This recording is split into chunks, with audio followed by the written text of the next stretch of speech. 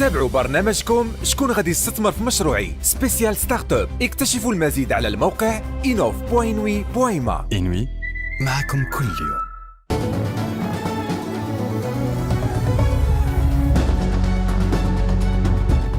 داس قرون ومازال يومنا هذا روح المقاولة كيجري في عروق كاع المغربيات والمغاربة كيف ما كانت أعمارهم، مناطق انتمائهم أو ظروفهم الاجتماعية. في غضون سنين قليلة أكثر من 1000 مقاولة ناشئة شافت النور في المملكة. اليوم مئات باغيين يحققوا نفس الحلم وبين يديهم أفكار غادي تخلق فرص شغل جديد. Tout le monde a des idées. هذيك l'idée, comment tu vas l'exécuter. لكن بين حلم العمر وتحقيق المشروع كاينه خطوه واحده اللي ماشي ديما سهل الواحد يديرها. خص ضروري دوز من واحد لاشاك باش تعلم حاجه اخرى. بقيتي ديما كتربح راه عمرك ما غادي تعرف علاش خسرتي. كنحس بان سي لو بون تايمينغ باش هاد لو غيف يولي رياليتي ان شاء الله. وهذا الشيء علاش قررنا نعاونوا هاد المقاولين المغاربه المبدعين والطموحين. اعطيناهم الفرصه باش يتلاقاو وحدين من اكبر المستثمرين في البلاد. دائما كنانفيستي وكنستثمر في الاشخاص. جون انتربرونور ما خاصوش يكون من الاول كرجو كبيره، خاصو يمشي ايطاب باغ ايطاب.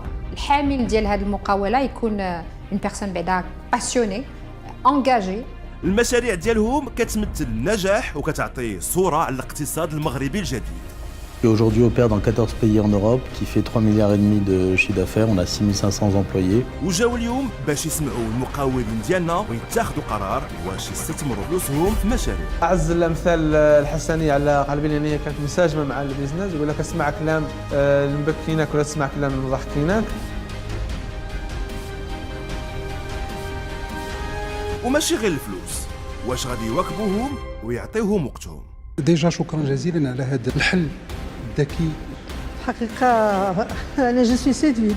المقاولين ديالنا غادي يوقفوا قدامهم وفي دقائق معدودة خاص يقنعوهم باش يمكن يغيروا حياتهم. Peut-être que l'État d'abord il ne promet pas des jobs ولكن on peut les créer. بغيتي 150,000 درهم. أنا بغيت 25%. Moi je mets 50 000 sans problème.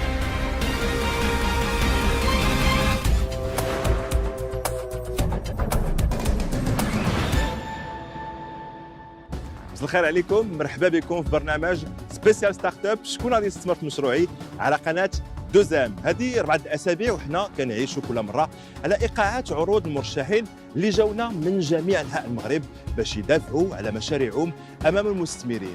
هاد الليله 4 ديال المرشحين غادي يوقفوا امام المستثمرين ويقنعوهم يتبناو مشاريعهم في دقائق قليله. وعلاش لا، يمكن واحد من هاد المقاولين يولي من واحد من نساء او رجال اعمال ناجحين في بلادنا. باش نكتشفوا هاد الشيء بقاو معنا.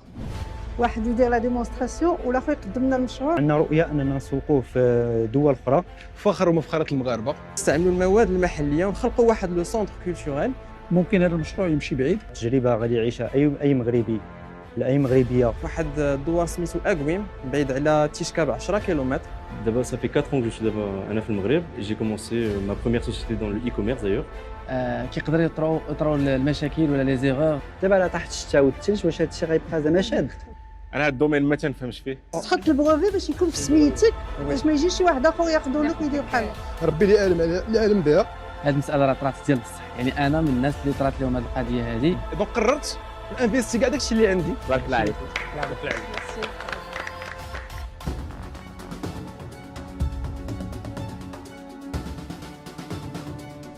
كيف العاده البرايم ديالنا غادي يبدا مع المستثمرين اللي وجوههم ولات عندنا مألوفه. سلوى كركري بالقزيز، نوال الخياطي حسيني، إيلان بن حيم، تهامي الغرفي ومهدي علوي. اول مشارك معنا في هذه السهره يونس، مهندس شاب كله طموح يقنع المستثمرين بمشروعه.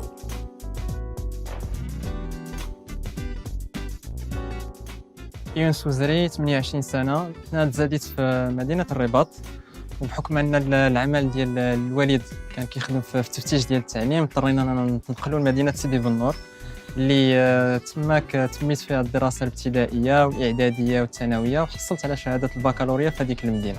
وملي دوزت لو كونكور ناسيونال كومان دخلت المدرسة الحسنية للأشغال العمومية كطالب مهندس في الهندسة المدنية. وملي كتدخل لأي مدرسة ديال المهندسية كتكون واحد الفترة ديال البيزوطاج، لبسونا ميكات كحلين، ضربونا بالصابون البلدي وسلا قرعوا لينا كاملين الناس ديال البروميير راني كلشي ولا صلاح. دوك لي جو ديال الاستراتيجي اللي كنت كنلعب في الصغر وخاصه الشطرنج نما فيا واحد القدره ديال التركيز، نما فيا واحد القدره انني كنحاول نحط الاستراتيجي ديالي قبل ما نقوم باي خطوه لقدام. هو اللي كنتوقعوا من المستثمرين ديال البرنامج بالموازاه من الاستثمار هو انهم يفيدوني بلو ريزو ديالهم، بالخبره ديالهم، وعلاش لا حتى هما يكونوا زبناء ديال المشروع ديالنا. يونس مساء الخير. مساء الخير سي ميدي. مرحبا بك. بارك الله فيك. واجد كاين شي خلعه قول لي. كاين شويه ستريس مي اون اسبير كو كلشي يدوز بخير ان شاء الله. بعدا سمعت انك من خريجي المدرسه الحسنيه للاشغال العموميه. دونك راك مهندس ميداني، عندك مع البنين شويه. كاين غير البني. دونك بلا ما تقول لي بزاف على المشروع ديالك. يونس قبل ما تدخل عند المستثمرين ديالنا غنقول لك نصيحه واحده، ثق في راسك، ثق في مشروعك. اليوم كاين الحظ ديالك. بون كوراج. بارك الله فيك سي ميدي.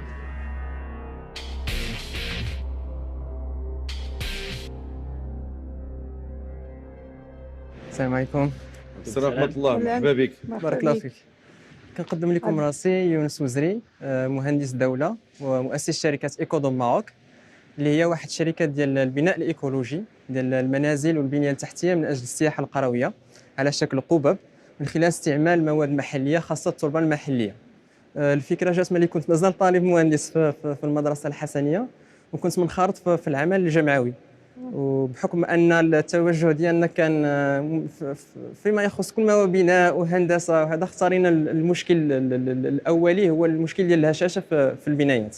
ملي كنسافروا في المغرب، في افريقيا وفي الشرق الاوسط، كاينين بزاف ديال المناطق القرويه اللي عندهم واحد المؤهلات طبيعيه كبيره ومؤهلات سياحيه كبيره، ولكن ما عندناش البنيه التحتيه اللي كتوفر ديك الراحه اللي كنقلبوا عليها للسياح. والى بنينا هذه البنيه التحتيه ما هو متداول في السوق باستعمال البيطون ولا الخشب ولا الحديد، يقد يضر بهذه المؤهلات ويقد يضر كذلك بهذيك الجماليه ديال ديك المنطقه الطبيعيه، وكيكون غالي بارابور ليوتيليزاسيون ديال المواد المحليه. استوحينا من الاعمال ديال واحد المهندس ايراني اللي طور واحد التقنيه سميتها لو سوبر ادوب، اللي كتستعمل لو سوبر ادوب. هذا لو سوبر ادوب كيخول لنا اننا نستعملوا دي ساك بحال اللي كنا كنستعملوه في التخزين ديال القمح ولا ريزيدو ديال القمح، كنعمروه بالتربه المحليه من خلال واحد الدراسه جيوتقنيه المكونات ديال هذه التربه هذه، وكنخلقوا واحد البنايه اللي بامكانها ان تتاقلم مع لي كونديسيون كليماتيك، ان في الوقيته ديال الصيف كتكون بارده في الداخل، وفي الوقيته ديال الشتاء كتكون سخونه في الداخل، بدون الحاجه لا للشوفاج لا الكليماتيزاسيون. كنقدموا جوج ديال الخدمات حاليا. الخدمه الاولى هي الخدمه ديال الدراسه التقنيه اللي كتهم انشاء وتصميم لي بلون داركتيكتور ولي بلون دو ستركتور ولي بلون ديال لي لو تكنيك، الضوء الماء والاسينيسمون. والخدمه الثانيه هي الخدمه ديال البناء. عندنا ثلاثه ديال الفرق ديال العمال اللي راهم مدربين ومتمرسين وكيميتريزيو كيتحكموا في جميع التقنيات اللي كنستعملوا، واللي بامكانهم انهم يتحركوا في جميع ربوع المملكه. فيما كان عندنا مشروع كنقدروا اننا نديبلاصاو ونخدموه. نخليكم مع بعض الصور ديال لي ريفيرونس ديالنا، يعني المنازل اللي ديجا بنينا. هذا المنزل الاول بنيناه في النواحي ديال تيفلت على مساحه ديال 177 متر كاري، ودمجنا فيه ما بين لمسات تقليديه اللي كانوا عند جدودنا القدام ولمسات معاصره، بحال دابا كتلقى لا بي فيتريل اللي عاطي على واحد المنظر طبيعي اللي بغينا اننا نحافظوا عليه، وحتى من ناحيه التصميم الخارجي كنراعيو الخصوصيات ديال الطبيعه.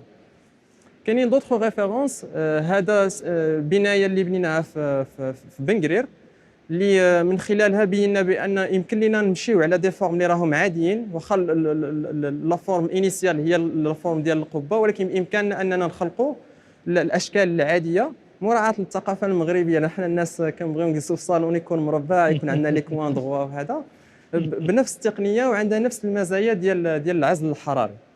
وهنا كتنتهي البريزونطاسيون ديالي. اللي كنطلب منكم هو انكم تدعمونا ب 1 مليون درهم من اجل 10% من الاسهم.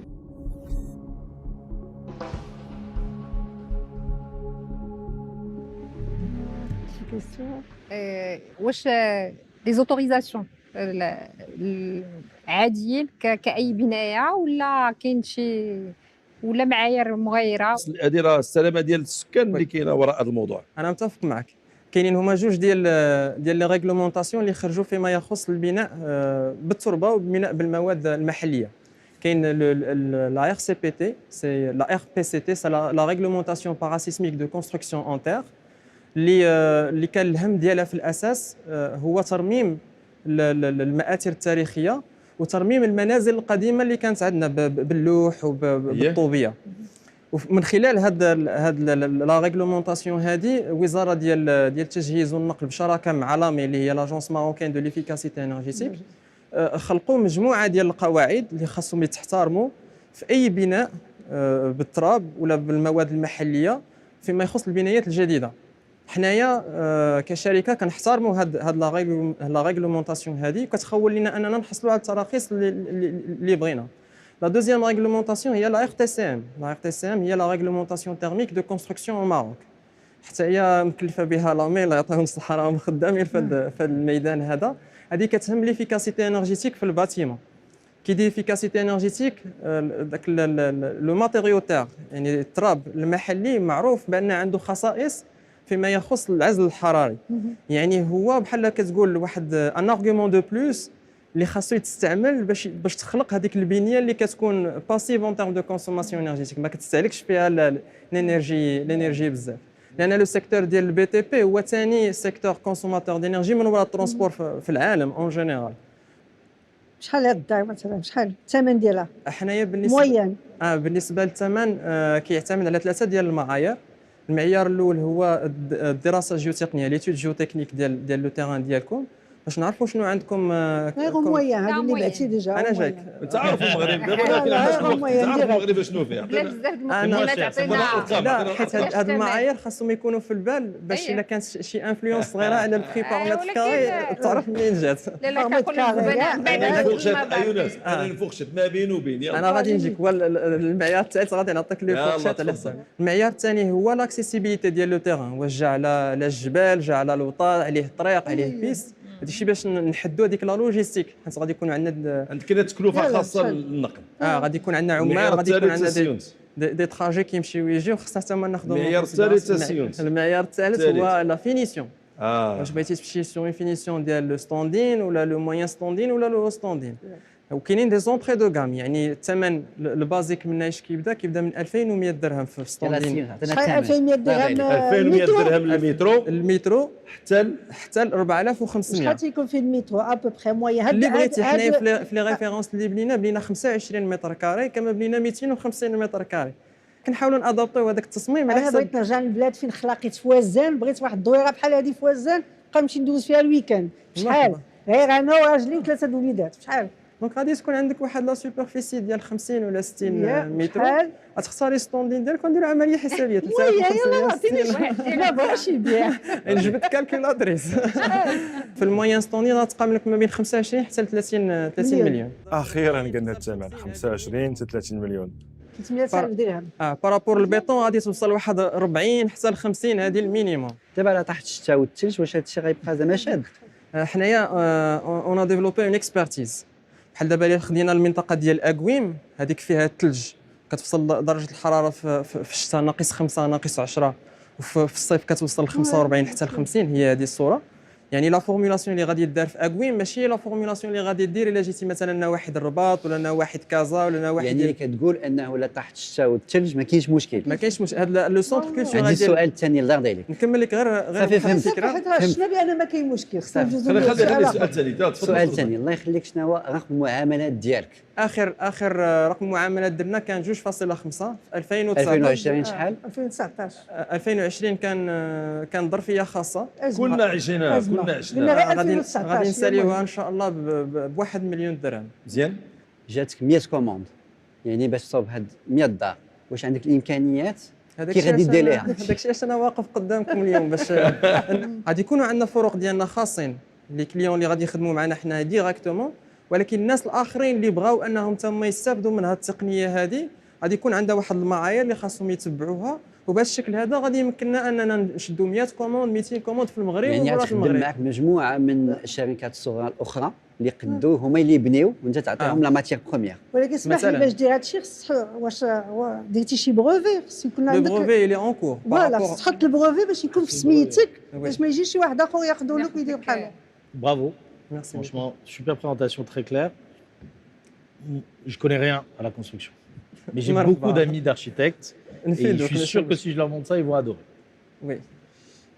Maintenant, quand je vois l'entreprise, à la fois il y a ce brevet bientôt de cette technologie locale, écologique et tout, ça c'est super. Et en plus, on veut construire ou faire construire. Et pour moi, c'est se distraire un peu. Ouais. Moi, je pense que ce que tu as trouvé là, c'est que tu as trouvé un matériau qui est extraordinaire, qui est 2 fois moins cher que le béton, qui est autant résistant et tout ça. Capitalise là-dessus. Et vraiment se concentrer sur la matière, d'accord, sur l'expertise. Vouloir tout faire, c'était bien au début. Peut-être que maintenant, ton virage, c'est comme on a dit, breveter. Et après, laisse les autres construire les maisons, aller chercher les marchés. Et crois-moi, hein, il n'y a pas que le Maroc, hein, toute l'Afrique. البروجي زوين ولكن ما عرفتش كيفاش درتي هاد ليفالياسيون سور استيمي بور موا. انا ما عرفت واش خليه يجاوب وعندي ملاحظه اخرى تفضل. كاينين دي بروجيكسيون وكاين ان كارني دو كوموند. حاليا عندنا 4 ديال المشاريع اللي راهم اون كور دوتوريزاسيون. فهاد الكارني دو كوموند عندنا فيه جوست المليون درهم.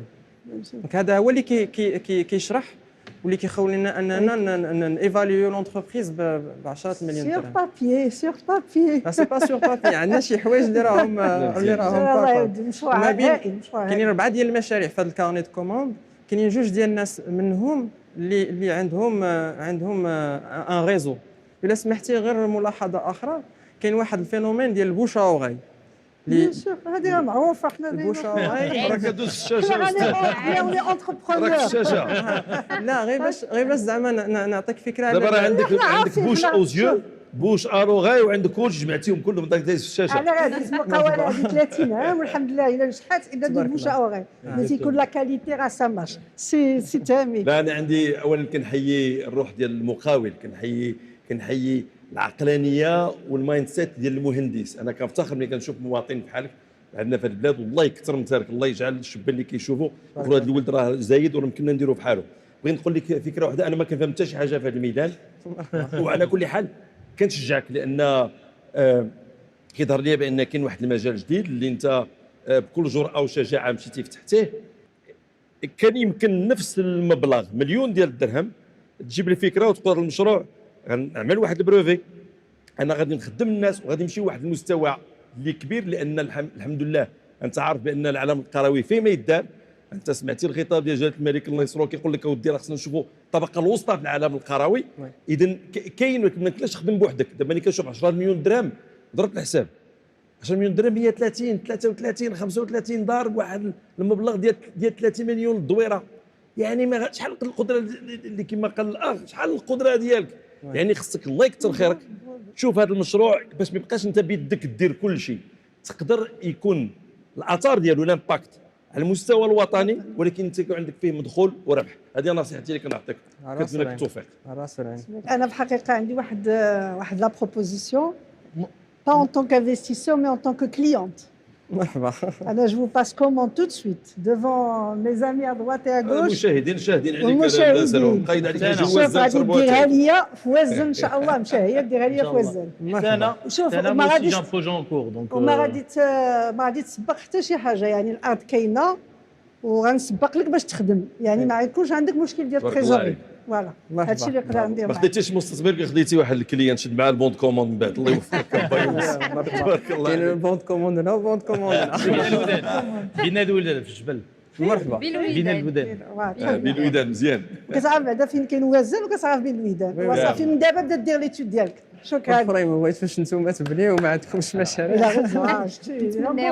راه بين يديك شي حاجه اللي هي ثمينه ومن غير ارقام الاعمال. راه العمل اللي كتقوم به غادي يغير بزاف الطريقه باش كنعيشوا. واذا سمحتي لي نعطيك غير فكره، راه بعض المرات هذا المشروع ديالك وهذا العمل ديالك يقدر يسمح لنا هذاك لي بيدونفيل اللي عندنا. دابا السي تامي تتكلم على المجال شبه الحضري اللي يمكن لنا نستعملوا فيه هذا شكل البنايات لمواجهه دور الصفيح خاصه، باش نقدروا نعالجوا لان بعض المرات عندك المدينه انت كتمشي للعالم القروي وعندك بيري اوربان. البيري اوربان نقدروا نلقاو حلول اللي هي التقنيه ديالك يمكن لها تكون حل تقني، وربما بعض المؤسسات ديال الدوله حتى هي يمكن لها تكون زبون اللي كيدعمك واللي كيستعمل الامكانيات ديالك. الله يوفقك. تبارك الله عليك. تبارك الله عليك. شكرا بزاف. شكرا. À bientôt. Merci beaucoup. سلام.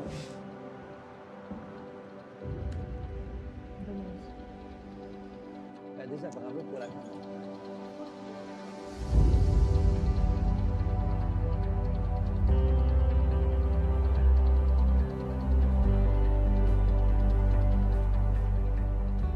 يونس في الاول كانوا متشجعين المستثمرين ديالنا، ولكن علاش ما مشاوش معاك حتى الاخر؟ علاش ما واكبوكش بالاستثمارات ديالهم؟ شنو وقع بالنسبه لك؟ ربما ان الميدان التخصص ديال المستثمرين ما كانش نفس الميدان التخصص ديالنا حنايا، من ناحيه الاستيعاب ومن ناحيه الفهم التقني. ما مشيناش في لا ميم لونغور دون. ربما كان هذا هو السبب الرئيسي علاش ما خديناش الاستثمار، ولكن بحسن الحظ خرجنا بدو بوند كوموند، يعني ما مشيناش خاويين. هادشي مزيان، ما مشيتش بيديك خاويين. نوهوا بالمشروع ديالك، عطاوك نصائح، تنظن ان هذه غير خطوه باش تعزز المسار ديالك في عالم المقاولات، وعلاش لا تبني هاد الديور في المغرب في العالم كامل ان شاء الله. ان شاء الله سي مهدي. وتنتمنى لك مسار كبير في المجال ديالك والتوفيق بزاف ان شاء الله. بارك الله فيك.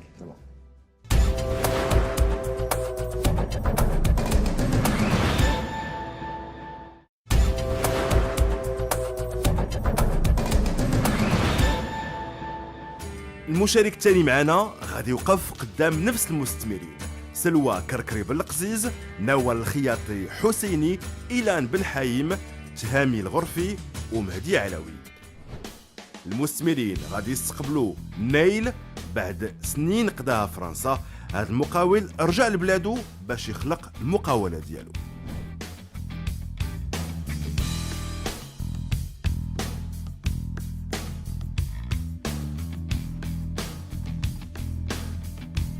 Né l'Amara, 29 سنة, من Rabat. J'ai grandi au Maroc pendant mes 5 premières années. Ensuite, avec ma famille, on a déménagé en France et je suis resté là-bas jusqu'à mes 26 ans avant de retourner au Maroc. Je finissais les cours, j'allais jouer au foot et c'était ça pendant un rythme de ma vie pendant 15 ans, j'ai fait ça tous les jours. Et là, j'ai toujours essayé de mettre un pied dans l'entrepreneuriat. J'ai réparé des consoles de jeux vidéo, j'ai vendu des tickets pour aller à des événements sportifs. J'ai monté une petite marque de vêtements avec un ami à moi, on vendait des t-shirts de football. Donc les petites choses à dos, ça m'a permis de m'initier un petit peu au monde de l'entrepreneuriat. Pour mes parents, le fait de quitter le monde du salariat, c'était inenvisageable pour eux. Même les pauvres, ils me disaient de l'entrepreneuriat, pas salarié, tranquille. Ça nous a un petit peu inquiétés au départ, mais connaissant son esprit d'entreprise, je ne pouvais que dire oui. Et on pouvait qu'être derrière lui et l'encourager. On croit fort en notre projet, on y a mis du temps, on y a mis de l'argent, on y a mis de la passion. Si on participe à l'émission et qu'on présente notre projet, c'est qu'avant tout, de la part des investisseurs, on cherche des personnes qui vont nous accompagner, qui vont pouvoir nous guider, nous conseiller, nous dire quand on fait des bonnes choses ou des mauvaises choses et pouvoir nous orienter afin qu'on puisse avoir un projet qui marche et qui marche sur le long terme surtout.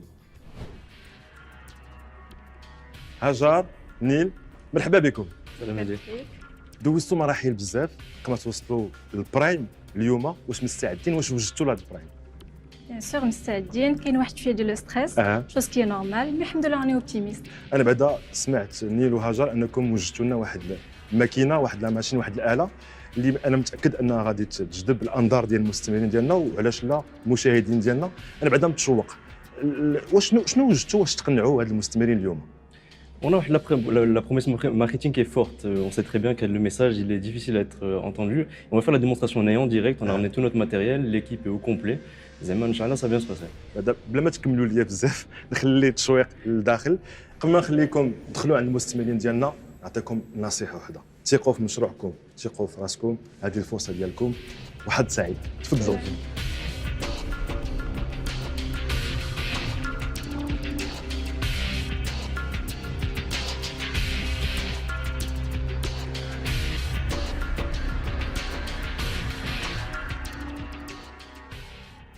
السلام عليكم، مرحبا بكم. عندنا شاب وشابه، اذا مقاربه النوع. Alors je me présente Anas Mitini Lamara. Je suis l'un des cofondateurs de Nadari. Et je vous présente Hajar, notre opticienne qui nous a rejoint dès le départ de l'aventure. On va commencer du coup directement avec une petite démonstration. Et avant, j'ai une petite question à vous poser. J'aimerais vous poser à Lalla Afek, à combien vous avez fait vos lunettes et en combien de temps? هاد النظارات عندي تقريبا شي عامين درتهم في واحد الاسبوع وتقريبا شي بين 4000 و 5000 درهم. Merci Lalla. Alors Anna, je vous fais la proposition de Léoman. On va prendre 2 personnes, ceux qui veulent faire des lunettes. Pour réaliser il y a le temps de notre discussion des lunettes directement avec nos machines et nos équipes. Et ça vous aurait coûté en magasin 200 dirhams. Qui veut faire des lunettes 200 dirhams. 200 درهم. 200 dirhams. يا سلام يلا يلا يلا بسم الله. Anna, je veux bien. Très bien, merci. On aura juste besoin de notre technicien qui va nous accompagner pendant la démonstration, qui va travailler derrière pendant qu'on continue notre discussion ensemble. Super. يلا يتفضل يدخل مرحبا. يلا C'est bon. يلا. شكون اللي بغى Commence par madame. On va passer une sélection de nourriture. بطلع عليكم très joli. باش تسمحي. Alors, Il y a combien de montures? par la monture, selon votre forme du visage. Photo 15. تيبان هذا الشيء ان المنتوج ديال نظري غيثير الاعجاب ديال المستثمرين ديالنا ولكن غنشوفوا ما نحكموش من الاول. Ça ressemble à ce que tu as? Ça ressemble à des lunettes normales que tu jettes? Ils sont plus fines. Plus fines? Ça vous va très bien. Bien? Bien. Très bien. دابا 200 درهم بالكادر والجاج. Cadre والجاج. Je veux bien voir. Très bien. Parfait. Bonne affaire, Mehdi. Ah non, on a une toute petite prise de mesure à faire et après c'est bon. On passe à la discussion. Ah, ok. Alors, si vous me permettez de vous mettre debout, s'il vous plaît. Excusez-moi. وقتاش بديتو؟ يمكن تبدا تفضل. On va essayer de fixer Ok, le actuellement on est en train de faire les répétitions dans le magasin avec toutes les équipes et on invite des clients à faire gratuitement leurs lunettes. Et pour se roder. Alors, Hinaya, chez Nadari, on a été confronté à 3 problématiques. Hinaya, notre pitch, vous l'aurez compris, il est très simple. D'abord, une phrase, c'est vos lunettes en 20 minutes à 200 dirhams. Notre souhait le plus cher, Hinaya, au Maroc et j'espère à l'avenir en Afrique, c'est de démocratiser clairement la lunette accessible pour le plus grand nombre et accessible pour tous. Donc, les 3 problématiques auxquelles on a été confrontés. La première problématique, elle est évidente, c'est le prix. الراجل خدام عادي يلا. ودابا كيصاوب فريمون لي لونيت ولا غير Non, il les fait là, il est vraiment en train de les faire. Le technicien directement qui est en train de les faire. La deuxième problématique à laquelle on s'est attaqué, c'est le temps de livraison. Aujourd'hui, quand vous allez chez votre opticien, vous n'en ressortez pas avec vos lunettes. Il faudra compter entre 2 et 5 jours avant de récupérer vos lunettes. Nous, c'est simple, chez Nadari, on a été équipé d'un laboratoire directement en magasin et on a un stock de verres conséquent, ce qui nous permet de faire en sorte que le client ressorte tout le temps avec sa lunette équipée. Et enfin, la troisième problématique à laquelle on s'est attaqué, c'est l'expérience client en magasin. Ça, je vais laisser Hajar qui va vous expliquer un petit peu plus comment ça se passe dans le magasin. Merci Niel. Alors, salam alaikum. معكم هاجر بالمليح. Je suis opticienne optométriste. Alors, je vous explique comment ça se déroule au magasin. فاش كيجي عندنا le client, on a plusieurs étapes اللي كندوزو منهم. Le choix de la monture, كندوزو la prise de vue. كاين الحالة فاش كيجي le client بلوردونونس ديال الطبيب. هنا on fait qu'exécuter l'ordonnance. كاين الحالة فاش كيجي عندنا sans ordonnance. Alors là, كندوزو le coin prise de vue عندنا في المغازان، كناخذوا la barre ديال الشوف ديالو. Après كندوزو les verres. Alors pour les verres كنشرح له les différents types et les différents traitements اللي كاينين. Après كندوزو la dernière étape واللي هي le montage. En attendant كنعرضوا عليه القهوة ولا اتاي. Donc هادشي كله غيخصنا غريبة. pourquoi pas. دونك هادشي كله كيخصنا ليه 20 دقيقة فقط باش كتخرجوا كديو معكم ضدراتكم. Ce qui m'intrigue vraiment, c'est que vraiment, j'arrive pas à comprendre. Parce qu'il y a plusieurs types justement de verres en fonction du près, de loin. Et souvent même, ça arrive, تيقول لك ما كاينش حتى ليزين في كازا تيصيفطهم من طنجة وتيخدموا لي فير في طنجة بواحد لا تكنيك زعما لا تكنولوجي سبيسيال وعاد تجيو بعد نوبه تيصيفطهم من الخارج. زعما كيفاش نتوما تبارك الله عليكم هاد التكنولوجي اللي في 20 مينوت ترومبلاسي هادشي كله. هو اذا يعني نشدوا كاع داك لي زوزين اللي في طنجة وكلشي وغير نتوما كافيين. ما فهمتش انا.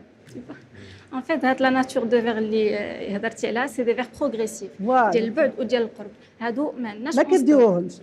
كوم سا سي كلير. En stock. Là, on les propose mais on n'a pas en stock. ما داخلينش في لا بروميس ديال 20 minutes. Exactement. هادو اللي داخلين c'est des verres simples, c'est-à-dire soit de loin, soit de près. Ça fait جدودك les lunettes C'est بجوج. prêt depuis 10 minutes.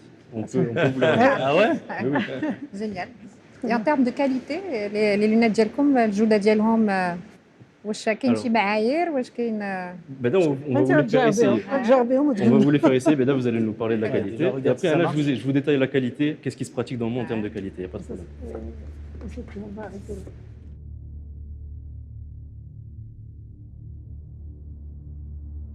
واخيرا غنشوفوا هاد النضاضر اللي تصوبوا في اقل ولا 20 دقيقه واش يعجبوا المستثمرين ديالنا. خلينا نشوف. Alors Elles vont bien. Bien. Elles vont C'est bien. la bonne correction. C'est ça ce qui compte, ouais. C'est ça qui Tu fait. me vois ou pas Ah oui, oui, je vous vois très bien. Ça. Vous les gardez du coup sur le nez. Ah ben bien sûr. Là, Bien. je garde et je paye. C'est 200 dirhams. 200 dirhams. 200 dirhams. مزيان 200 dirhams قال لك تخلص. تخلص وكيعطيك فاكتوره من بعد سريع. ماشي في لانفورميل. Bien sûr. قال لك هو Merci beaucoup. تبارك الله عليك. علاش جايين يلا دابا البرنامج غتقول قول لي اش كتنتظروا؟ Alors, Hnaya, comme je vous l'expliquais, دابا المحل عندكم. alors on a déjà une première boutique, on a réussi à financer effectivement. Hnaya, on est convaincu de notre projet. On sait que c'est quelque chose où il y a un besoin, où le besoin est exprimé, il est clair. L'offre commerciale, elle est très simple, je pense que tout le monde la comprend. Et Hnaya, on sait très bien que notre capacité à gagner de l'argent dans le domaine, c'est de nous multiplier rapidement. On a déjà une promesse de la part de la CCG pour un prêt d'honneur de 500 000 dirhams. Et un Al-Yoma, enfin, Hnaya Al-Yoma, on vous fait la demande de 500 000 dirhams pour 12% d'equity.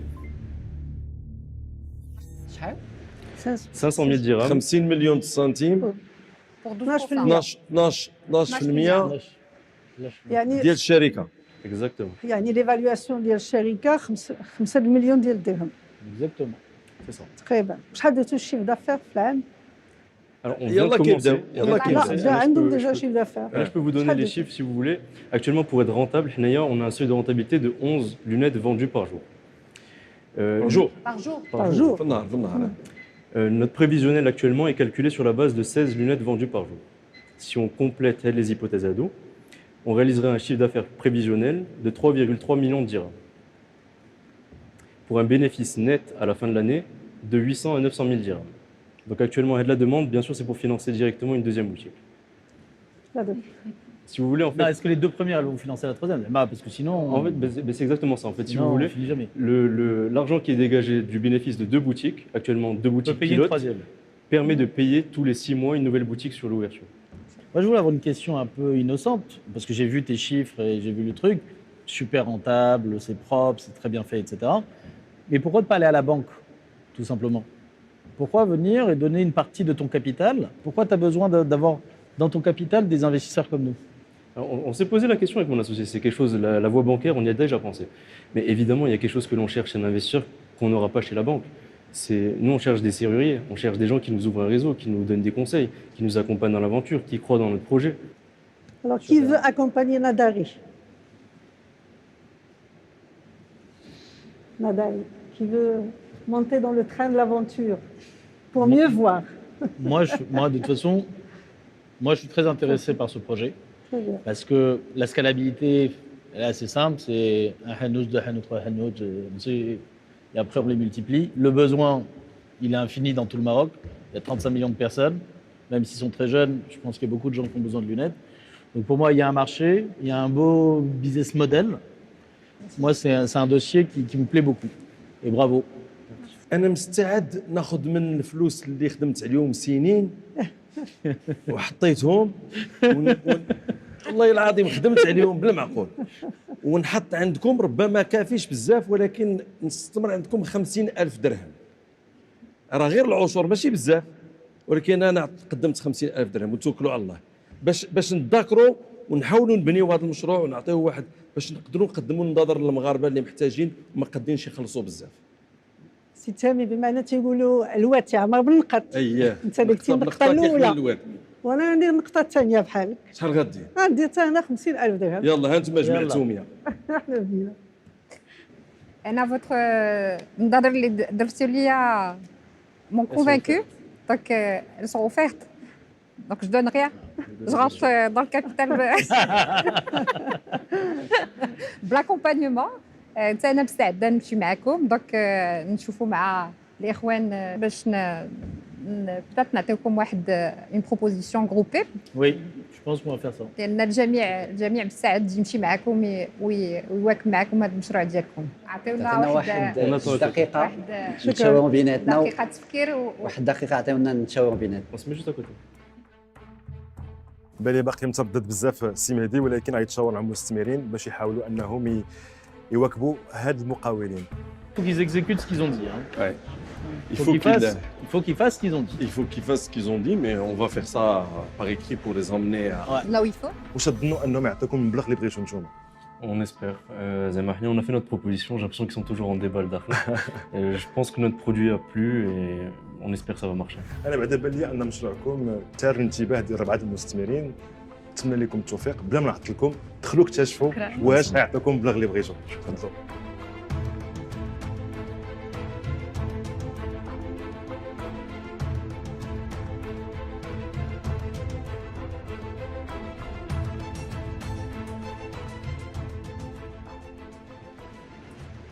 Ça va, Hajar? Très bien. خليناكم تتسلوا لان ذكرنا بزاف بيناتنا. لا بون نوفيل سي كلشي مستعد باش يستثمر في المشروع ديالكم، ولكن ما بغيناش هذا المشروع ديال واحد ماغازان ولا جوج، ولا حنا بغينا مشروع ان شاء الله يكبر دغيا وتكون عندكم حتى لي فرانشيز. لا فرانشيز في المغرب كله هو، وعلاش لا من بعد ان شاء الله في افريقيا. Alors, la bonne nouvelle, c'est qu'on est tous d'accord pour les 500 000 dirhams, donc ce que vous avez demandé. ولكن 500 000 dirhams qui ستكون مقابل 20% في الكابيتال. إذا إلا كنتوا قابلين غنديروا le deal tout de suite. Il faut la validation avec mon associé et après on est à vous. Mais bien sûr, on est enchanté de cette proposition, elle est superbe, ça remplit tout ce qu'on souhaite, l'accompagnement et la somme pour pouvoir ouvrir un deuxième magasin. Mais je valide ça quand même. Très bien. Ok, très bien. Fair enough. Voilà, rapidement. Direct.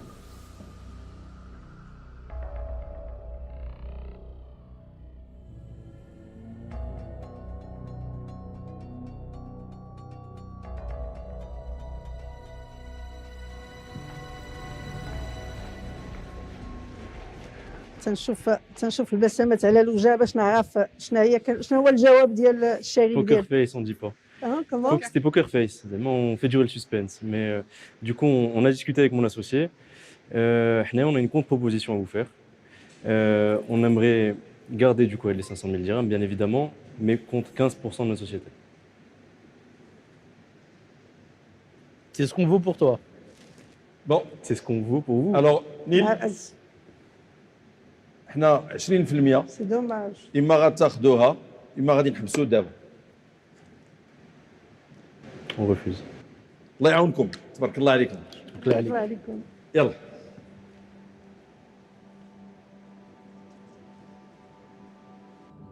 شنو طرا؟ انا بعدا تصدمت. عطاوكم مبلغ اللي بغيتو 500,000 درهم، والى زدنا المبلغ الثاني 100 مليون، علاش رفضتوا؟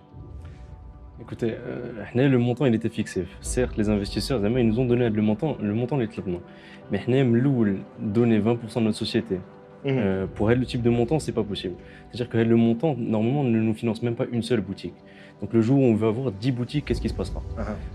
On a refusé, c'est ولكن اكثر من الفلوس كاين المواكبه، كاين l'expertise ديال هاد الناس. علاش؟ Anna, je vous répondrai que Zama, si aide les personnes, je pense qu'ils croyaient vraiment au projet. Et s'ils croient en nous, Zama, au moment aurait dû faire aide le compromis de pouvoir accepter la contre-proposition qu'on leur fait. La négociation ne se fait pas en sens unique. Elle se fait de notre côté et de la leur. Ma première proposition, on l'a revue à la hausse. Ils n'ont pas voulu nous donner ce qu'on voulait. Ça s'arrête là. En tout cas, هذه المرحله تسمنا نتمنى لكم التوفيق في المشروع ديالكم، وانكم تمكنوا من دمقرطات هاد النظاظر المغاربه، وانهم كلهم يشتروا نظاظر ب 200 درهم. تبارك الله عليكم. شكرا سميدي. سلام. ميرسي.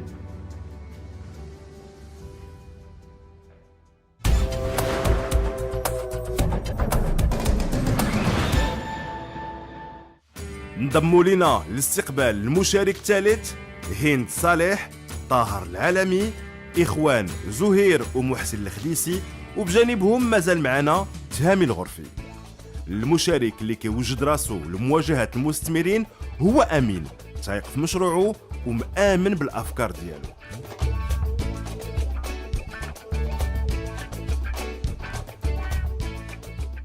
امين الوادي 30 سنه مراكش. كبرت وتزاديت في خويكا، قريت فيها الابتدائي والاعدادي والليسي. حكم والديا كانوا من جوج مدن مختلفين، من مراكش ومن كازا. كنا كندوزو لي فاكونس اون بارتي كتكون في مراكش اون بارتي كتكون في كازا. المرحله تاع البريباراسيون في ليكول دانجينيوري كانوا لي زامي ديالي كلهم كيبغيو يجيو بريباريو معايا، حيت الا كانت شي حاجه ما كيفهموهاش كانوا كيرتاحوا باش انا كنشرحها لهم بطريقه اللي كتكون سهله وكيفهموها غابيد. جي غاتي دي بوست اللي كانوا سيور باش انني نمشي في لونتربرونيا راسي.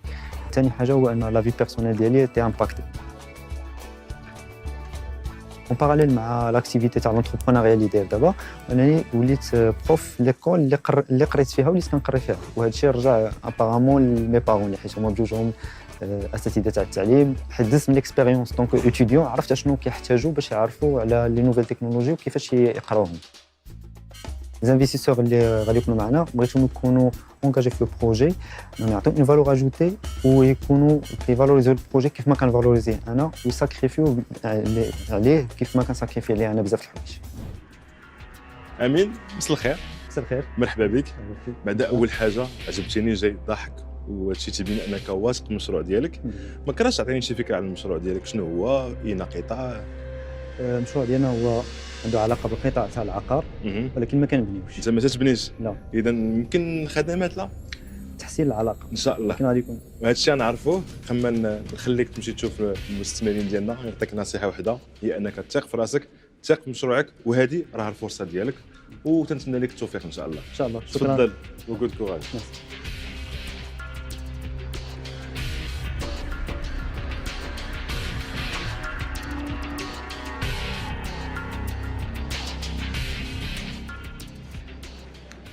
السلام عليكم.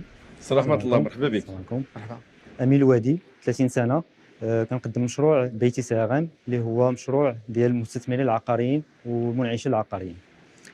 المشروع ديالنا هو نظام معلوماتي كيمكن جميع المنعشين العقاريين انهم يحسنوا من جوده الخدمات ديالهم، تحسين العلاقه بينهم وبين الزبناء. بيتي ساغم بدا اول حاجه من المبدا ديال ان كل واحد فينا فاش كياخذ عقار اول ديالو اللي هي تجربه غادي يعيشها اي مغربي ولا اي مغربيه في عاجلا ام اجلا في الحياه ديالو. كاينين بعض الناس اللي كيعيشوا وكما كنعرفوا ازمات وكيعيشوا حالات خاصه في هذا الموضوع، كياخذوا العقار ديالهم وفي التسليم كيتفاجئوا على ان العقار ديالهم ماشي هو هذاك اللي كانت الحجز ديالو في الاول، او لا كيكون تاخير في التسليم، كيكونوا بعض المرات دفعات ماليه اللي ما كيكونوش محسوبين، ما كيكونوش على علم بهم. وبهذا الشيء علاش جا المبدا ديال بيتي ساغم، انه كيكون تتبع الاتصال، تتبع الطلبات ديال الزبناء، وتتبع حتى العمليات الماليه بطريقه سهله. وهذا المشروع ديالنا اننا كنسوقوه الان في المغرب كامل، وعندنا رؤيه اننا نسوقوه في دول اخرى في المغرب العربي بحال تونس وموريتانيا ودول اخرى. بالنسبه اللي كنطلبوا هي 150,000 درهم بالنسبه ل 7% من الشركه. تري بيان. دونك تبارك الله عليك سي امين. دونك دابا اذا كانت الاسئله ديال الاخوه المستثمرين سي تامي. بسم الله. امين تبارك الله عليك. شكرا. بغيت نسالك واش انت كتقدم ابونمون للشركات ولا كتبيع لهم هاد لا سوليوشن؟ بالنسبه للعرض كيكون على شكل ابونمون، يعني كيكون حيت النظام كيف ما غادي يعرفوا التقنيين ديال المعلومات على شكل ساس، يعني سوفتوير از سيرفيس، يعني كنعطيهم اكسي لا بلاتفورم، ومن بعد كل مره هو كيزيد في المشاريع ديالو وهو كيقدر يطور في ذاك غادي نكون معك واضح وشويه ارضي. الا سمعتي لي عرفتي بزاف ديال هاد لي كوميرسيو اللي هما كيقوموا بالتتبع ديال الزبناء في المبيعات في الانعاش العقاري، كيخدم بلافيش والتليفون ومقيد الامور.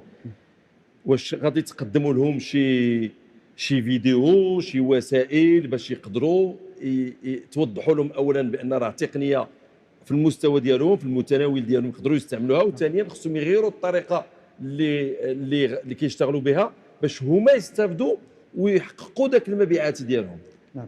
بالنسبه لهذه النقطه كنشوفوا مع المسوقين وكنشوفوا رد الفعل ديالهم، ودائما كنتبعوا دائما داك الشيء بدي فورماسيون فاش كيكون الوضع تاع شي تحديث جديد، وحاولنا نخليو دائما نفس السيركوي اللي كتبدا منه ترانزاكسيون تاع البيع من الاول حتى الاخر كيف ما كيديرها الكوميرسيال. مثال جيتي بغيتي تاخذ واحد لابارتمون سوبرفيسي اللي طلبتي ما كانش، العميل كيقدر يسجل الطلب ديالك في النظام. فاش غادي تكون هذيك لابارتمون انها خرجت في واحد ترونش اخرى من المشروع ولا في مشروع مماثل ليها وانت مازال ما خديتيش لابارتمون ديالك، كيقول لي هذا السيد راه كنطلب هذا لابارتمون تقدر تقولها ليه. اللي كتبقى تدبير المعلومات، داك المعلومه كاينه باش كنسهلوا عليه الخدمه وكيرفع من المردوديه ديالو. اول حاجه في التقديم ديالك العرض ديالك قلتي كيقدر يطروا المشاكل ولا لي زيغور، يعطوك ابارتمون ماشي ديالك ولا دار ماشي ديالك. هذه المساله راه طرات ديال بصح، يعني انا من الناس اللي طرات لهم هذه القضيه هذه، اختاريت واحد لو بيان يعني واحد لابارتمون، ونهار ملي جيت نشوف الورقه ديال الكونطرا لقيت بان فيه ابارتمون واحد اخر، يعني هذه المساله هذه كتطرا ديال بصح. برك مسعود ودي راه كنكفسوا ما سمع ليناش، مي هذا الشيء كيطرا. وهاد 150,000 درهم فاش غادي تخسرها؟ هذا المبلغ هذا غادي يكون موجه خصيصا للتسويق. ورقم المعاملات ديالك. رقم المعاملات بالنسبه نمشيو على السنه تاع 2019 حيت هي اللي كانت ستابل، كان عندنا رقم معاملات ما بين 200,000 درهم، كانوا كلهم دي كونطرا اللي اتخذوا مع منعشين عقاريين. وفي المده ديال الحجر الصحي حافظنا على تقريبا نفس رقم المعاملات مع نفس الزبناء، يعني انهم عاودوا جددوا وعاودوا خذوا نفس المنتوجات اللي كنا كنقترحوا عليهم. حتى ان الستار ما تضيعش الوقت، تياخذ وتيقيد في الكتاب ديالو الاجوبه كاملين، عاد مورا غادي يحسب وغادي يعطي العرض ديالو لامينه. شنو هو المدخول الشهري اللي كيجي عندك كل شهر في اليوم؟ كيكون المدخول ما بين 25,000 درهم في الشهر. يعني كاين شي منتوجات اخرى؟ هاد السي ار ام لحد الان هو اللي عندنا، ولكن كيتكون من بزاف ديال المنتوجات دايرين به. يعني عندنا السي ار ام بالنسبه للمنعشين العقاريين، وعندنا منتوج اخر اللي هو خاص غادي يكون الوكالات العقاريه حتى هما كيدخلوا في ليكو سيستيم، وعندنا منتوج اخر اللي خاص بالتشغيل، حيت فاش كتقول مجال العقار واحد المنعش عقاري فاش غادي يديماري بروجي جديد غادي يحتاج مسوقين. اوكي سي امين، غندوزو للهند. اوكي انا عندي 3 اسئله. اولا قبل ما نقول اسئله، شكرا على التقديم ديالك، بين انك عارف اكزاكتومون شنو كدير. دونك السؤال الاول عندي، اولا واش هضرتي على شراكات بارتناريا؟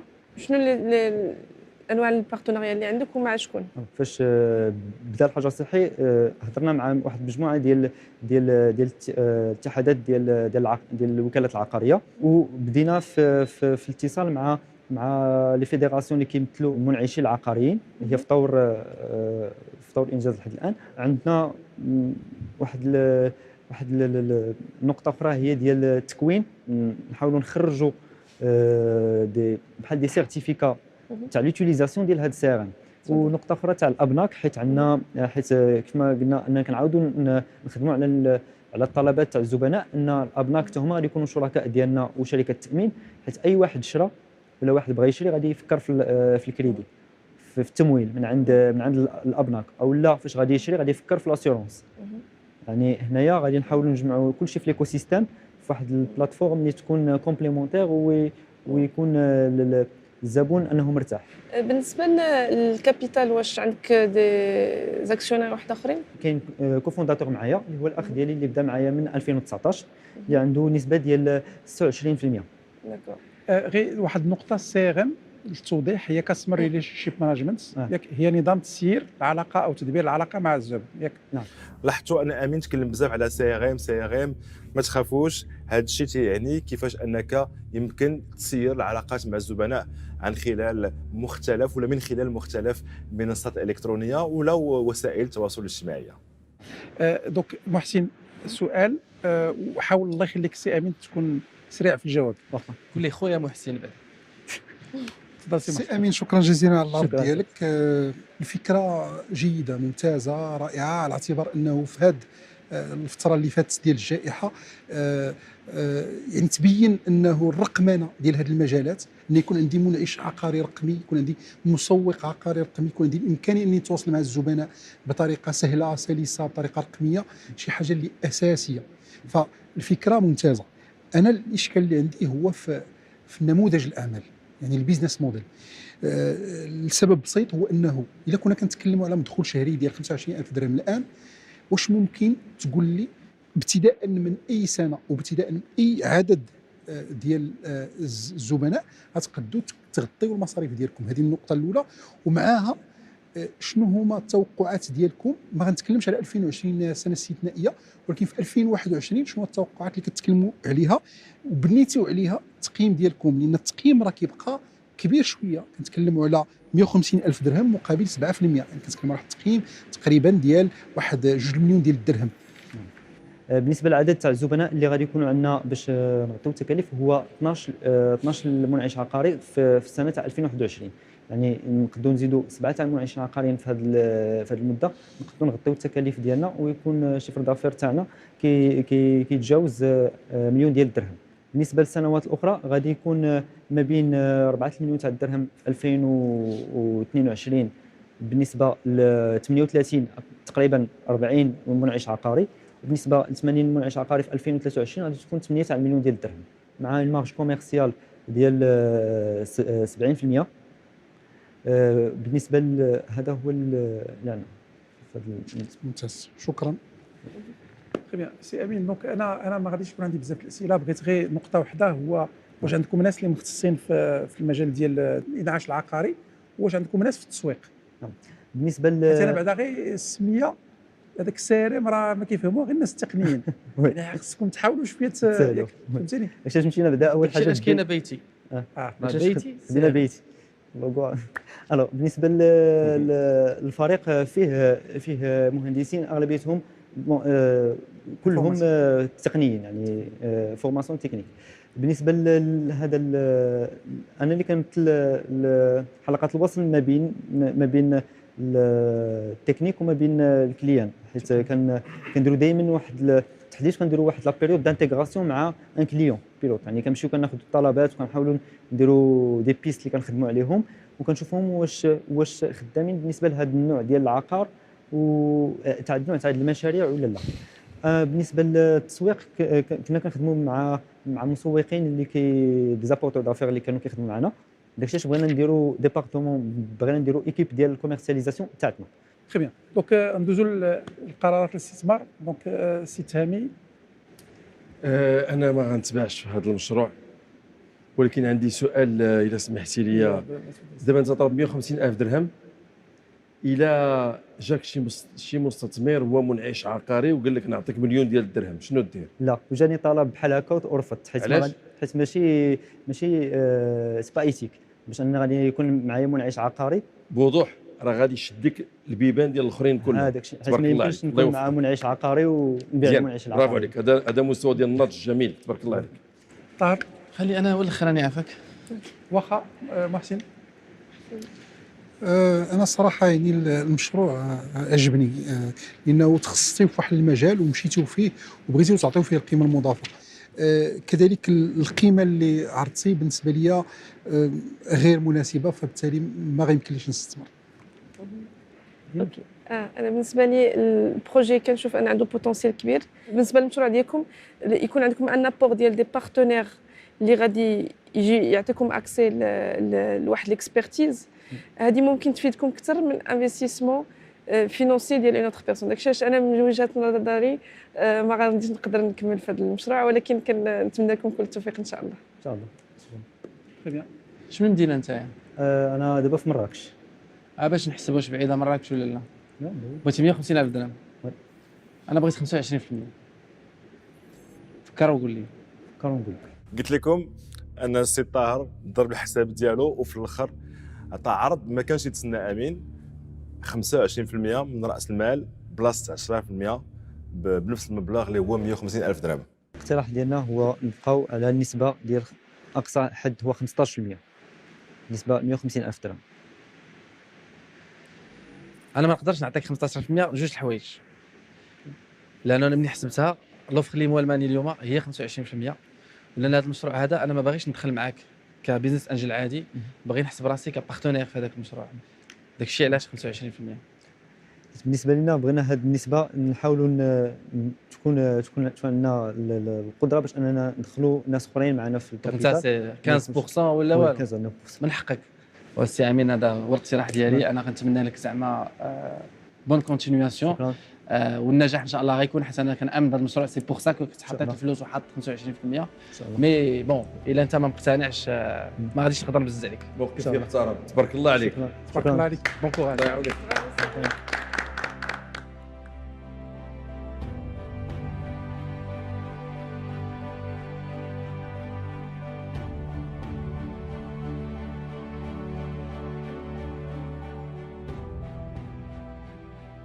امين شتك ترددتي اما رفضتي العرض ديال السي طاهر، شنو طرا؟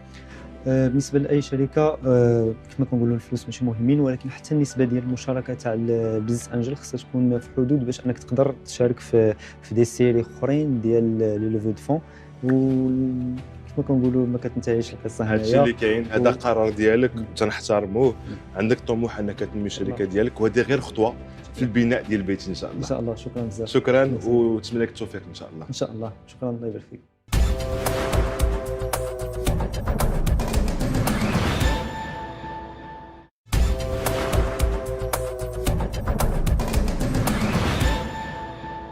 باش نختموا السهرة ديالنا انضموا لينا طارق فضلي وحمزة أبو الفتح، ومازال بجانبهم هند صالح وزهير الخديسي والمستثمر اللي بدينا معاه السهرة إيلان بن حايل. المشارك الأخير اللي معنا هو يوسف، اللي من الرغم من الصعوبات اللي عرف مازال مواصل مسيرته ومتأكد من نجاح مشروعه. يوسف غانم، سن 33 ans، مواليد الدار البيضاء 87. كنت المهم بتي ريفور، كان يهز عليا نشد ورقه والستيلو بلا نكتب دي زيستوار، نيماجيني دي موند ايماجينير. اول بيرسون في لونطوراج ديالي كامل اللي غديت له لونتربرونيا هو انا. في اوقات الصعاب شكون اللي كنلقاو جينيرالمون؟ كنلقاو الوالده. انا الوالده تاعي صراحه ديما كانت حاضره في السراء والضراء، عمرها ما لاشاتني. هي اول سورس دانسبيراسيون، اول سورس دانيرجي عندي في حياتي. كاين كلبي حتى هو صاحبي ما كنتفارقش انا وياه، سي مون ميور امي. وعندي صراحه بزاف ديال صحابي الله يعمرها دار اللي نقول لك بان بلا بهم عمري ما نكون وصلت لاش وصلت ليه اليوم. بحال اي ميدان الواحد غادي ينفيستي فيه دو طون، راه كتولي كتفهم فيه، تبغي ديما تفوت داكشي اللي وصلتي ليه قبل. كيولي واحد الشغف، واحد لا باسيون. اليوم الحمد لله زعما كنحس بان سي لو بون تايمينغ باش هاد لو ريف يولي رياليتي ان شاء الله. الا كانوا معايا زانفيستيسور كيوليو تما معايا اون فامي، نتوما توليو اون ايكيب افيك لا ميم فيزيون معايا حتى انا، باش نبورتيو هاد البروجي اللي كيغوبريزونتي كوم من المغرب ديالنا افيك لي بون بيرسون. يوسف دابا غنكتشفوا المنتوج ديالك، تنتمنى انه يعجب المستثمرين ديالنا. لكن قبل ما تمشي عندهم نعطيك نصيحه واحده: ثق في راسك، ثق في مشروعك، هذه الفرصه ديالك. وحد موفق ان شاء الله. ان شاء الله. يلا كوراج.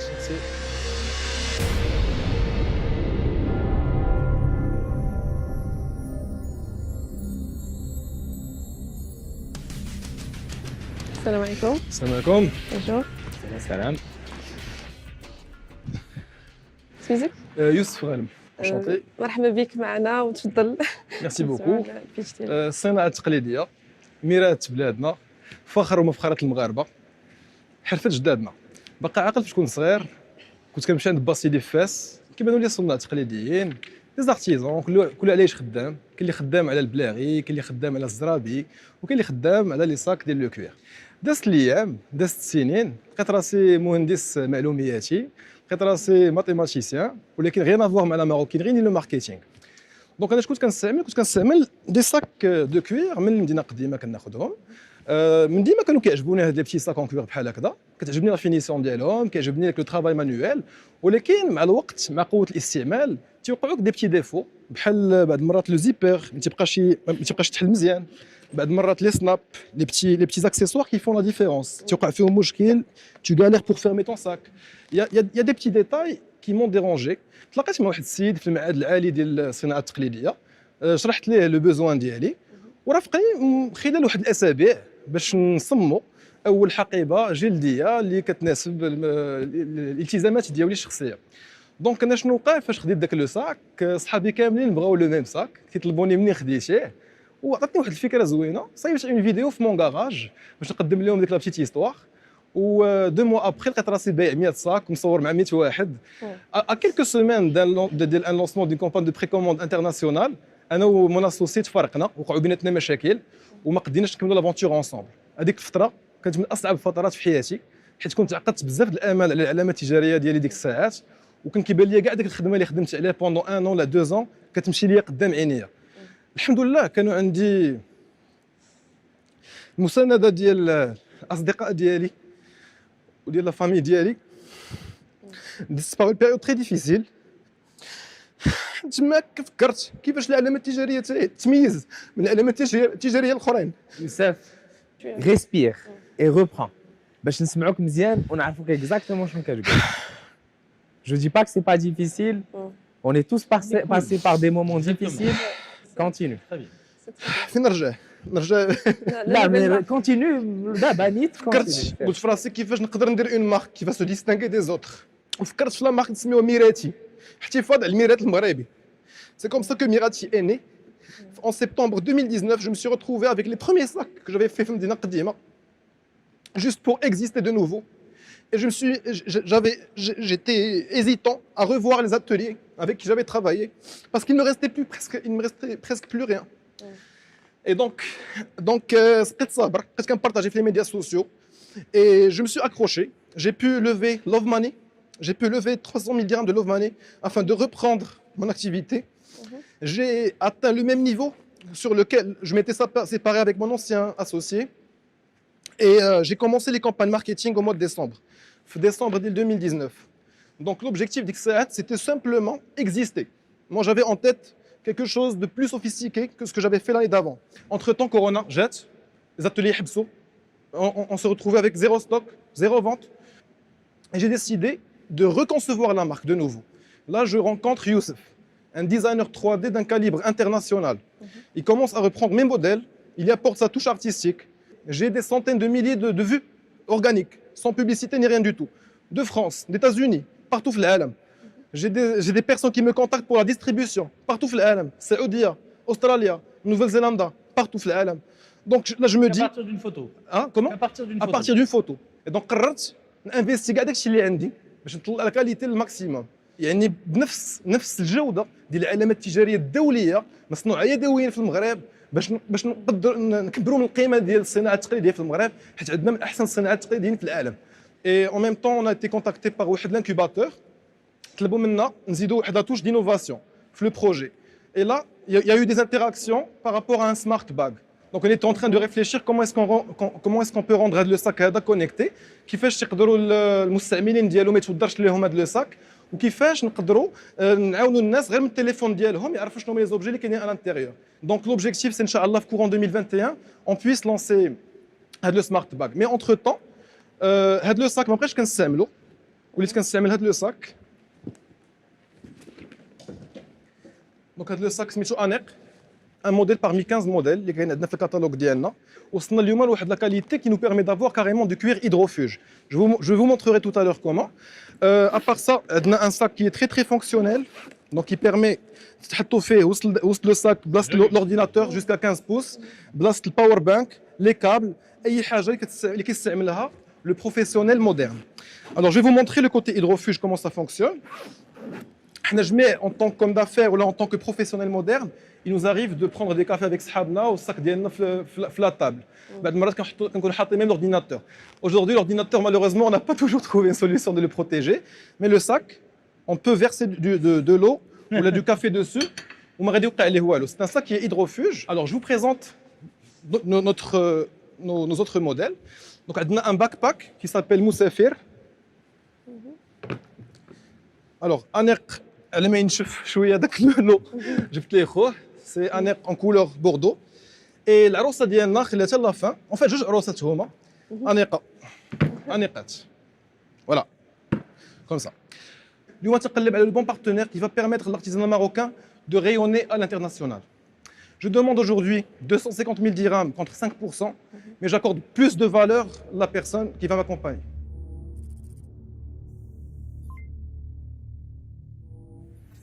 Merci. تبارك الله عليك. ميرسي. انا في الاول فاش قريت لا بريزونطاسيون ديال البروجي ديالك قلت مع راسي انا هاد الدومين ما عنديش معاه. ابخي عاوتاني تنقولوا راسني ماشي دار شكديه. اي شفت لا بريزونطاسيون ديالك وشفت لا باسيون ديالك. حنا جو بونس هنا كاملين دزنا من هذا الشيء اللي تدوز منه بتات باقيين تندوزو منه. جو سي كو انتربروندر سي ديفيسيل بارفوا خصك تكون نايف ولا فو بور انتربروندر. انا هاد الدومين ما تنفهمش فيه ولكن كاين واحد لو كوتي ديجيتال اللي هضرتي عليه كي مانتيريس. هضرنا على لي شيفر plus de détails. Bien sûr. Bien sûr. تنفهم شويه في النوامر. Bien sûr. Alors, la projection chiffre d'affaires, Inch'Allah, pour 2021, c'est d'atteindre $1 million. شنو الميكانيزم انت اللي حاط اون بلاس باش pour t'assurer que كاينه une gouvernance ديال لا كاليتي que غتضمن الفوليوم اللي غيجيوك لي بريكوموند عليه. Alors, l'atelier اللي اليوم احنا خدامين معاه depuis 3 ans. Donc, c'est un atelier هو ماشي اللي بديت معاه، بديت انا في الاول بالمدينه قديمه. Oui, aujourd'hui كاين واحد. Capacité de production mensuelle, c'est 2000 sacs. La projection personnelle d'Emirati, c'est d'avoir notre propre atelier de prototypage, comme ça on peut prototyper plus rapidement et on peut avoir un minimum de production sans dépendre des ateliers. On marge entre 30 et 50%. يوسف الو انا بعدا واحد القضيه اللي بغيت نقولها لك قبل ما نسقسيك عاودتينا اون هيستوار اللي زوينه بزاف زوينه بارابور للمشروع ديالك لان مشروع اللي كيربط التاريخ بالمستقبل كيربط لا كولتور الثقافه بالتكنولوجيا وهذه مساله انا في نظري اللي كبيره ومهمه وفي نفس الوقت كيربط لو لوكس بلو سوسيال. انا السؤال ديالي هو هذا الشيء كامل علاش كديروا؟ علاش كندير هذا الشيء؟ علاش هاد التماره ضاربه؟ صراحه جو سوي ان هوم كي توجور ايمي لا ديفيكولتي. كانوا عندي بزاف الامكانيات نمشي برا اي بورتون جو سوي اتيري بار لي تشالنج. هذه اول حاجه. ثاني حاجه كنبغي نخدم بلادي. مغاربه on a واحد لا بوبولاسيون اكستراوردينير. On est très solidaire. هادشي اليوم Je suis très émotif. Bref, le Maghreb, c'est un peuple extraordinaire et je me sens redevable envers mon pays. بديتي je suis persuadé que le premier produit ما كانش كيشبه 5% ديال هادشي اللي وصلتي ليه. لو ديرنيي ساك اللي جبتي باسكو هذاك في الاول ساك افيك تو لو ريسبي كو جو شويه مكشترف مي لك لو نوفو ساك انيق. Maintenant, j'ai une question par rapport à, je sais que les premières livraisons درتيهم personnellement, mais واحد الوقيته il faut scaler, il faut faire des milliers de ventes pour justement atteindre le 1 million de dollars. Moi, je trouve que 1 million de dollars, c'est réalisable. Maintenant, بزاف الفلوس يمكن صعيبه واحد شويه فهمتي صعيبه pour la simple raison que pour atteindre هذوك الناس اللي غادي ياخذوا justement هذاك لو برودوي ça a un coût. Est-ce que tu as déjà estimé هاد الساعه هادي هذاك le coût de conversion il est de combien? D'accord. Alors, mon équipe local local et international. D'accord. Déjà pour répondre à la question des local et international, l'objectif de chiffre d'affaires au Maroc, Inch'Allah, c'est 10%. Okay. Le volume global des ventes. Alors au Maroc, on a des pistes aujourd'hui pour des cas d'entreprise, pour la B2B. Pour le coût d'acquisition, en fait, au Maroc, j'ai essayé des campagnes. J'ai l'impression de vraiment faire beaucoup trop d'efforts pour convertir au Maroc. Ma stratégie, c'est de pouvoir faire un grand volume de vente à l'international pour que le client marocain il soit rassuré par rapport au coût du produit et qu'il soit tenté d'acheter. Okay. On estime pouvoir vendre un sac Mirati entre 30 et 50 euros de publicité sur les médias sociaux. Donc 50 euros de... Même pas coût d'acquisition. Oui, bon, coût d'acquisition... C'est ça. 250 bien. Tu peux nous dire c'est quoi le prix en fait? Parce que bien sûr. Dire ça te coûte 50 euros, bien sûr. Ok, mais si ça coûte 10 000, on s'en fout. Bien sûr. Alors, ces modèles, on est autour des 500 euros. Okay. Le sac à 500, oui. Il t'a coûté? Alors, on est presque, je dirais, à 210 euros. Donc, juste en matière première et en façon. Ok. Merci beaucoup. On voit, comme tu disais, l'entrepreneur passionné qui a envie de produire tout et en plus qui a envie de montrer ce que le Maroc a de meilleur. La maroquinerie, ça vient de chez nous. Donc, bravo. Donc, moi, je trouve ça vachement bien. Se positionner sur le luxe et l'international, c'est très malin. D'accord? Pourquoi? Parce que les marges sont élastiques. Donc, si tu as des coûts de 210 aujourd'hui, quelqu'un qui achète un sac à 500 €, c'est extrêmement cher. Mais quelqu'un qui peut se le payer, il paye 500 ou 600, c'est la même. C'est ça. Tu vois, mais en termes de marge, pour toi, c'est pas la même. Mais le prix, on pourra en parler plus tard, etc. C'est toujours une question de l'offre et de la demande. Donc, si tu as de la demande, tu auras de l'offre. Tes problèmes de production, tant que tu as de la demande, c'est des bons problèmes. D'accord? Mais je vais laisser Yin parce qu'elle a beaucoup d'idées là-dessus.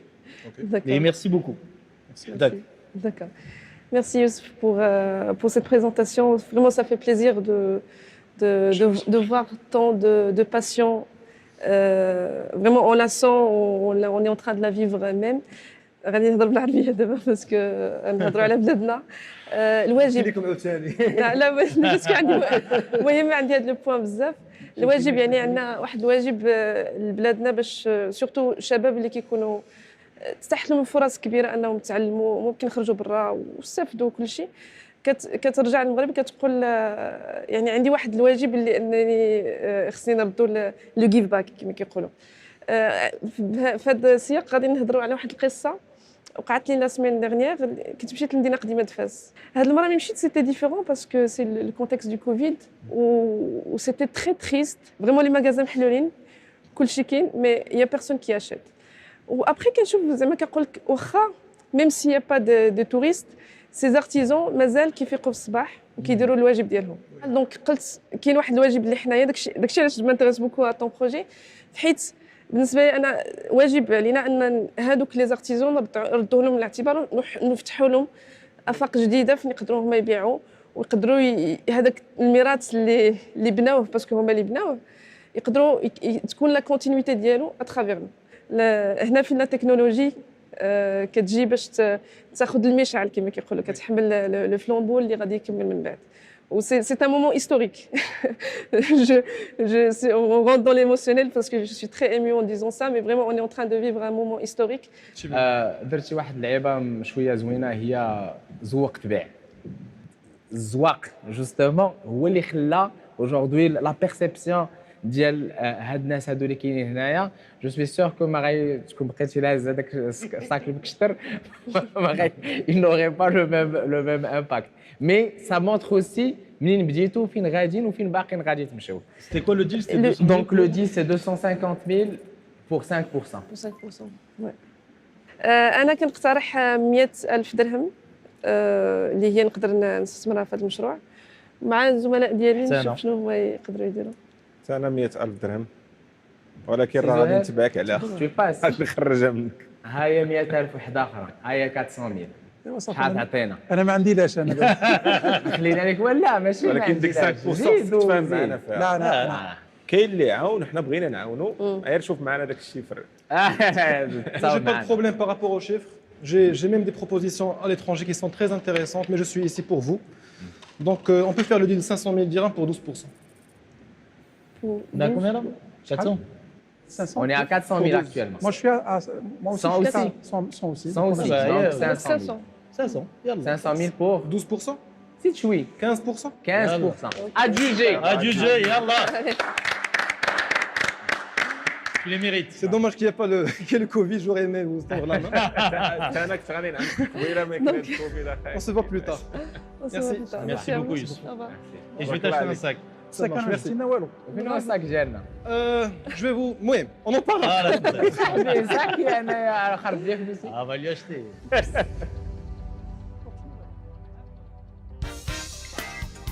حمزه المستثمر المراكشي ديالنا اقتنع بمشروع يوسف. نشوفوا تذكير صغير ديال المسار ديالو.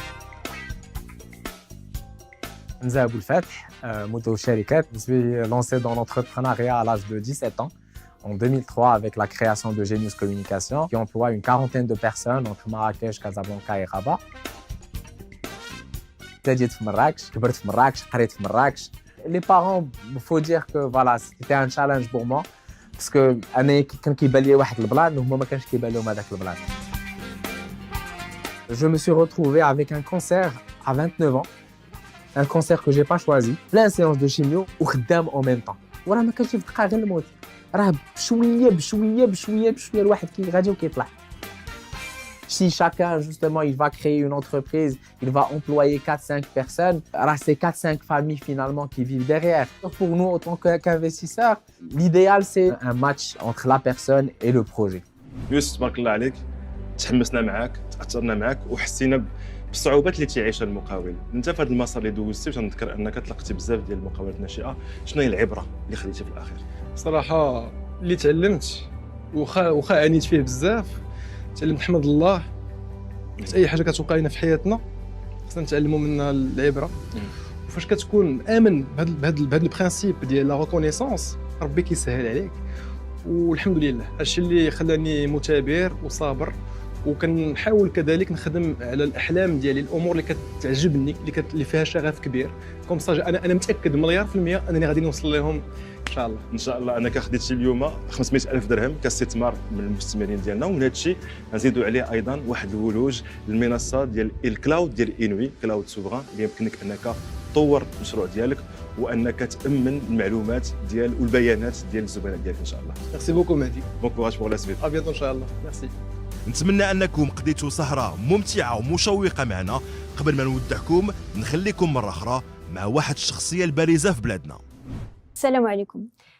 تنهني المقاولين اللي شفناهم من برايم لبرايم. تبارك الله عليكم، تبارك الله على الرؤيه ديالكم والشجاعه ديالكم وعلى هذه المشاريع اللي قدمتوهم لنا. هذا البرنامج كيبين لنا بان ممكن في بلادنا المقاول الصغير يلقى اللي يعاونوا في التمويل ويشجعوا ويثيق في المشروع ديالو باش ينجح.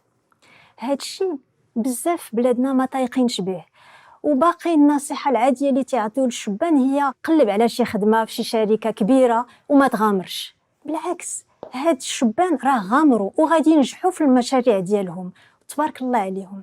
وهاد الشبان غادي يخلقوا فرص الشغل وغادي يعاونوا في التطوير ديال بلادنا، وبلادنا راه محتاجه ليهم. في الحياه ديال اي مشروع راه كاينين تحديات كثيره، كاينين صعوبات، كاينين مشاكل، وملي تتشوفوا شي مشروع ناجح راه داز من هذه المراحل كامله. ولكن واحد النصيحه، ما تبقاوش بوحدكم. راه كاين واحد ليكو سيستيم في هذه البلاد، ليكو سيستيم باش يعاون لي ستارت اب. هذا ليكو سيستيم راه فيه لي زانكوباتور، فيه الابناك، فيه لا سي سي جي، فيه جميع اليات الدوله، ومنهم صندوق الحسن الثاني راه مساهم في تمويل برنامج انطلاقه. هذا ليكو سيستيم تلقاو فيه اللي ينصحكم، اللي يعاونكم، واللي يعاونكم في التمويل. الله يعاونكم والله يوفق. إلا حسنتما عندكم فكرة مشروع مبتكر وبغيتوا تزيدوا به القدام، بإمكانكم تشاركوا بتقديم المشروع ديالكم فيديو ما يتزاوجش دقيقة وتبوستيوه بالهاشتاغ فكرة في دقيقة باش تربحوا معنا طرح المشروع ديالكم على واحد من مستثمري البرنامج، زائد مواكبة من طرف حاضنة للمشاريع الناشئة اللي تقدر تفتح لكم أبواب الاستثمار وتطوير مشروعكم. يلا عندكم حتى 23 ديسمبر باش تشاركوا.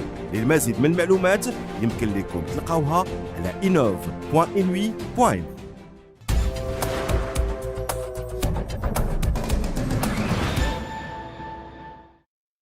موعدنا الاسبوع القادم في برنامج شكون غادي يستثمر في مشروعي. جيتينا من بنقي ياك؟ تمام. على سلامة. في إطار الحجر الصحي عانينا من مشكل ديال التغذية. كنسمع ديك الريحة عند الجيران بلي راه بحال ديال الدار. هذا المشروع ان شاء الله عنده افاق في المغرب. تذوقينا شي حاجة لا ضروري. انا ديك 3% فاش قلتيها حيت كنقلبوا على الناس اللي يدخلوا معنا في هذا لافونتور قبل ما نهضروا على الفلوس. انا يعني بنفس الطريقه، انا باغي نركب معاك وانت صايب انا غادي. شاك فوا كنعيط للوالده كنقول لها جيبي لي معاك، جيب لي معاك. التليفون ما تيحبس. غادي نقدم لكم سلو ولا سفوف ولا سليلو. كيقدروا يكومونديو دي غوبا في ميزون. ساليتي ياك؟ وي. كنا نطرحوا لك الاسئله.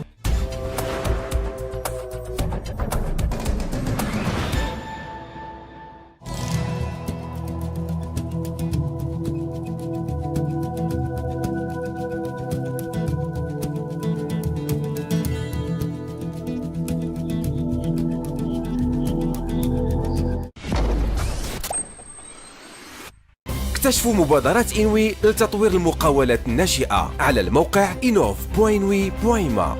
إنوي معكم كل يوم.